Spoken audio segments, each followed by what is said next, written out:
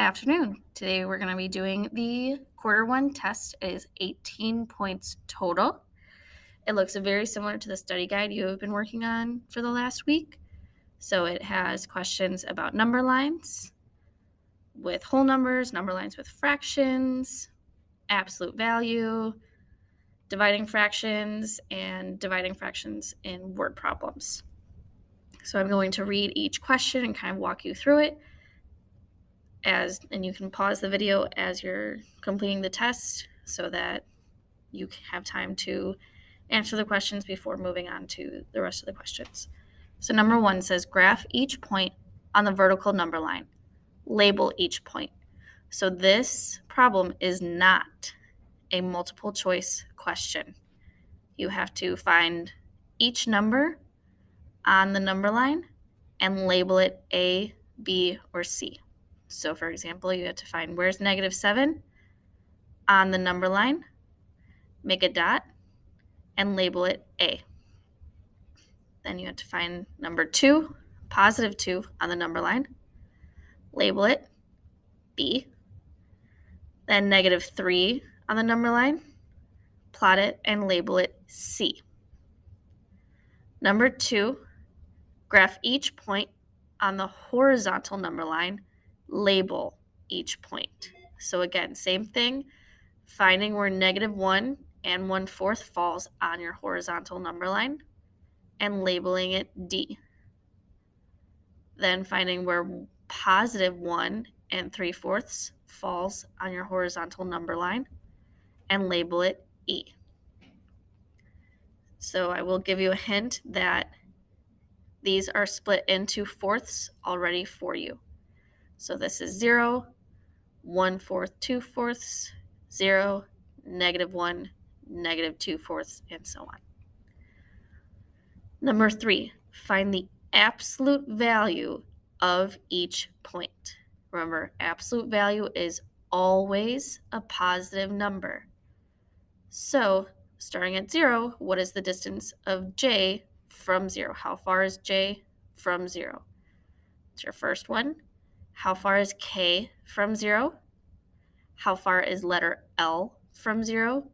And how far is letter M from 0? Which point has the greatest absolute value? Meaning it is the furthest from 0. Greatest absolute value means it's the furthest distance from 0.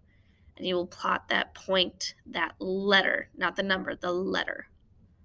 So you would plot point J, K, L, or M. You would write here. Directions. Solve each problem, show your work, simplify your answer. So if you are using modeling and fraction tiles, showing that work. If you're using keep, change, flip, showing that you keep, change, flip. So you have 5/8 divided by 3/4. For number 5, you have 1 and 1/5 divided by 3/5. You have a mixed number divided by a fraction. Number 6, a cookie recipe calls for 1/4 cup of butter.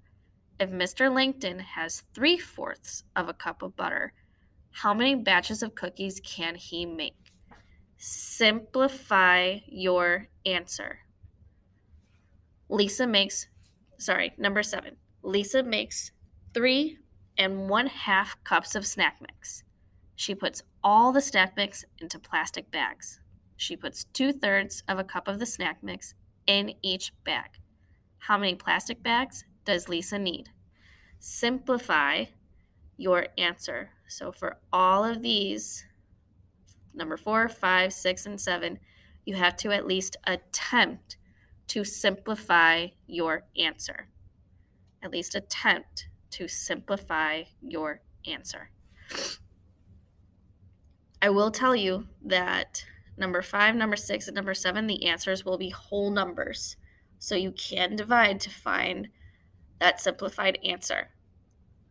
Make sure you are reading the problem fully. Saying, okay, how much does Mr. Langton have to start with? How much does each recipe need? How much dog food does Lisa have to start with?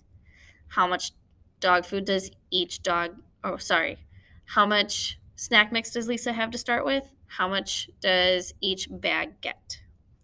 Make sure you're reading that problem and setting it up correctly.